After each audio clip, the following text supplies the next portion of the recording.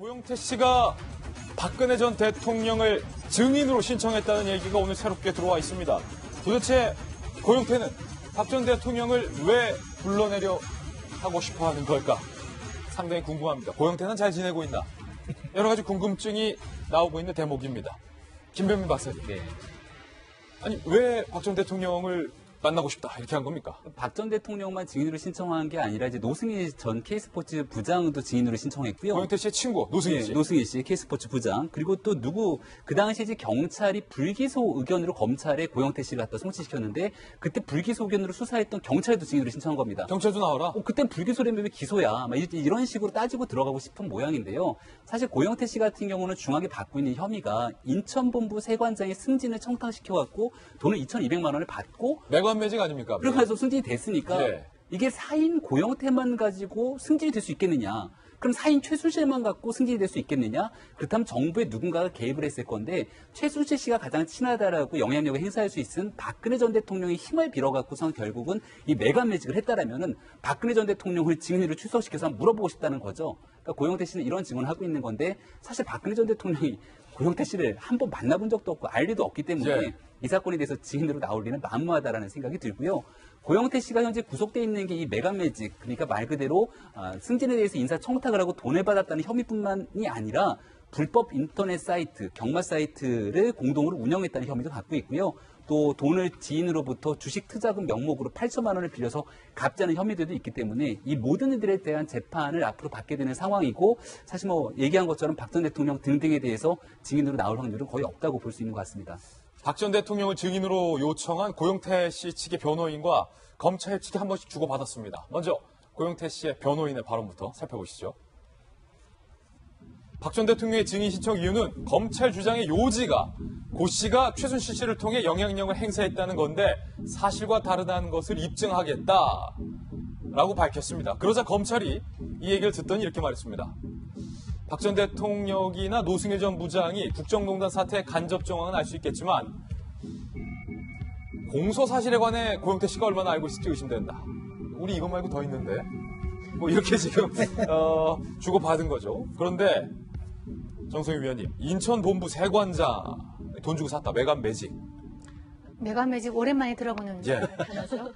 얘기했지만 과거에는 궁전에 있는 사람이나 이런 특히 관찰사들이 돈을 많이 받고서 이게 뿌리지 않았습니까? 그런 걸 얘기하는 이제 한자 용어도 있는데 지금 이제 이거 2,200만 원을 받고 그 준 사람이 승진을 했습니다. 승진을 했는데 그러면 이제 상식적으로 생각할 수 있는 거는 혼자 힘이 없으니까 지난번에 미얀마 대사나 누구도 면접을 했다고는 하지만은 그 고리를 유일하게 찾을 수 있는 고리는 최순실 씨죠. 최순실 씨가 영향을 이제 미쳤다고 보는데 저는 인천 세관장까지 박근혜 대통령이 개입했다고 보지는 않습니다. 대신에 여기서 찾아야 될 거는 그 최순실한테 이제 부탁을 했을 텐데 그럼 최순실이가 도대체 누구를 움직여서 인천 세관장을 했을까 정도는 분명히 사람이 있을 거예요. 그러니까 그거를 문고리 3인방이나 문고리 3인방이나 또 다른 사람일 수도 우리가 모르는 어떤 사람일 수도 있는데 그거를 찾아내면 될 것 같은데 거기에 대해서 굳이 박근혜 전 대통령까지 증인을 신청하는 거는 좀 이 문제를 갖다가 좀 물타기 해보려는 그런 전략일 것 같은데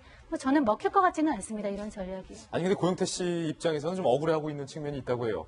박사 교수님 정치 잘 아시지만 아니 민주당 등등 그때 당시 야당 지금은 여당인데 그렇게 우리 고영태 씨라고 해서 증인을 보호해 줄 것처럼 움직이더니 갑자기 검찰이 구속을 해서 여죄까지 지금 묻겠다.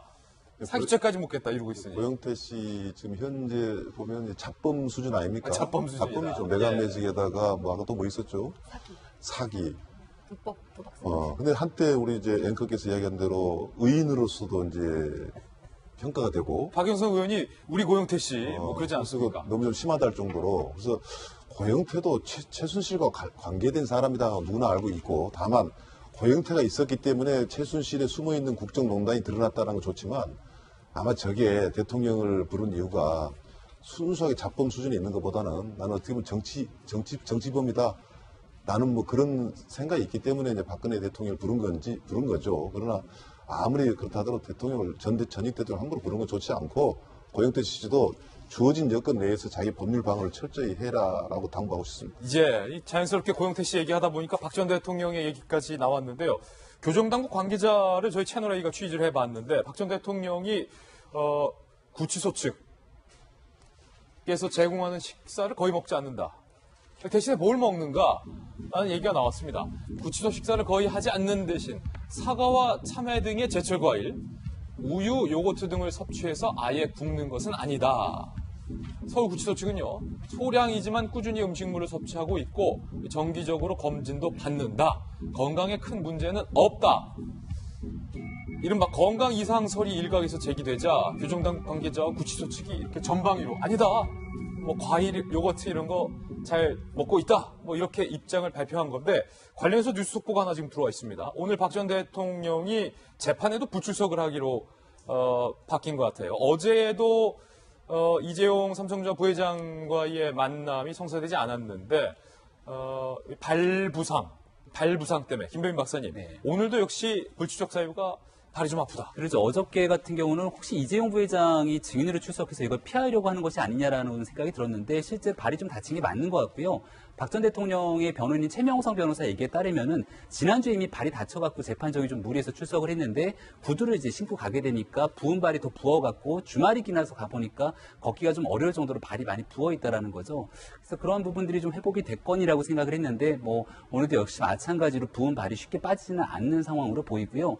지금 현재 박근혜 전 대통령 변호인 측에서 계속 주장하고 있는 거는 일주일에 주 4회 재판을 받는 게 고령인 박 전 대통령에게 굉장히 좀 힘든 상황이다라고 계속 주장하고 있는 것처럼 뭐 건강 인상서를 구치소는 부인하고 있는 상황이긴 하지만 실제 박 전 대통령이 얼마 전에 재판정에서는 또 재판해봤다 갑자기 중간에 고개를 숙여갖고서는 계속 엎드려 있는 상황들이 연출돼서 실제로 재판이 중단된 상황도 있기 때문에 박 전 대통령 혹시나 건강에 무슨 문제가 있는 건 아닌지 구치소 측에서도 좀 면밀히 지켜봐야 될 필요는 있는 것 같습니다. 이제 네 번째 발가락이 악화됐다.